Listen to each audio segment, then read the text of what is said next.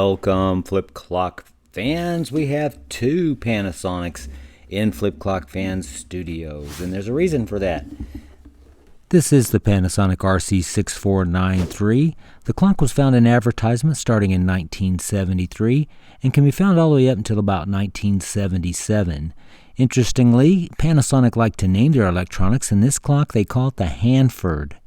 These are tanks. These are nice clocks. They're a little harder than a typical clock to work on. The reason we have two is because these two clocks were sent in from Tim and Brenda from Ohio. Thanks for sending them in and giving us this challenge. What we're going to do is we're going to take these two clocks and make one working one.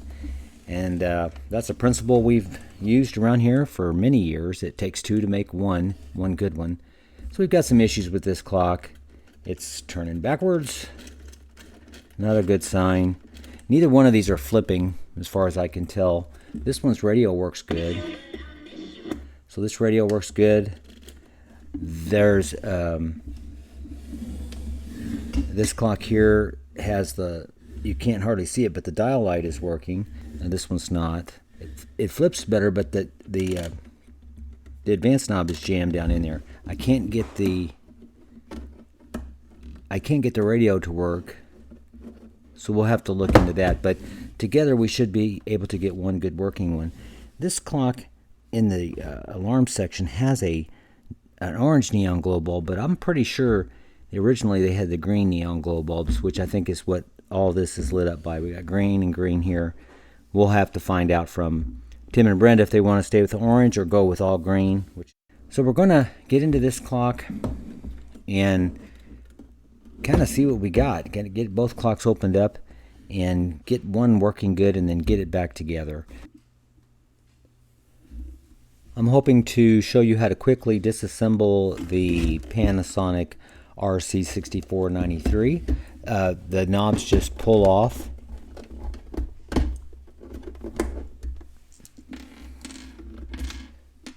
That includes this. This was already missing. Sometimes these are very hard to pull off, believe it or not. There's metal into metal and they'll get rusted. This just comes right off. There is a AM/FM selector that just pulls off. This one's missing. The button here stays on. Once you've taken the three screws out, you just kind of need to get a hold of this edge and lift away. Alright, so to get this clock apart, we're going to leave that screw in place for now. It doesn't need to come off right now. So this screw here, again, we're just checking for the record. We're putting down, showing you the length of the screws.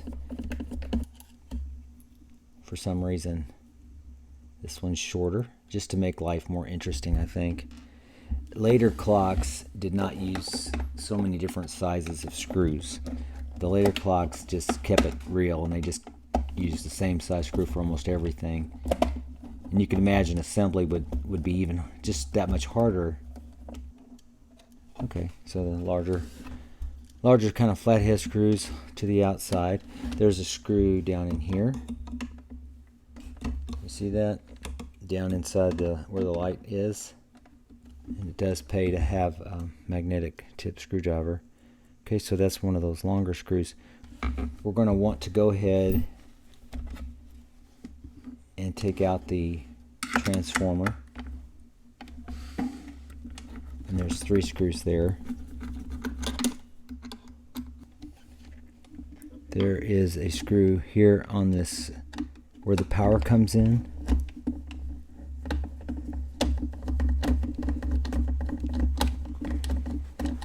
Alright, so I think that's it so far. We're going to go turn our attention here. We've got to get the mechanism screws out. This just lifts up. That'll come free.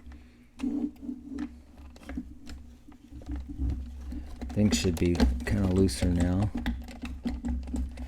Okay, so we have the day and the date set on the bottom. You kind of push those in. Well, you don't kind of push them in. You push them in with your fingers. Okay, they've cleared now. And then, because what we're trying to do is to make sure these come out. So we're pulling this way.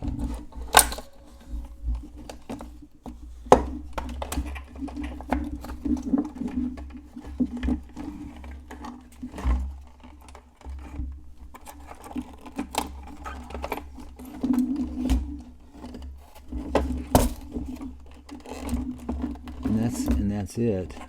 They've got a wire here that's stuck in a little container there, a little little ridge there. There it is. And then I'm just pulling some slack out of there. They just put a simple knot in there, very effective, but just simple. And so that's it. Now to get the whole thing separated, if you want to clean this, which of course we will, you'll need to disconnect here, and then you'll have your clock free. So that's how you get everything off. This front piece will come off if you undo the screws. That's pretty obvious. The side pieces, the wood pieces, why they did this I don't know, but you could try to unscrew that, but they glued it too. Screwed it and glued it. Just because. So that's how you get this sucker apart. Alright then, where we're at, I've just got this apart. All I had to do was to spin this with my finger, and it's already warmed up. I haven't even oiled it yet, and typically if I stop it and let go, it needs to start again. It's already working, it's already flipping. I found that this is an orange neon clock. I remember them being green, and maybe there was varieties, but I guess we'll keep it orange. I'll probably put new lights in here to make it a little more intense. Cannot get the radio to work at all. This was jammed down. All it was just jammed down. I just had to pull it up a little bit, so it's working fine.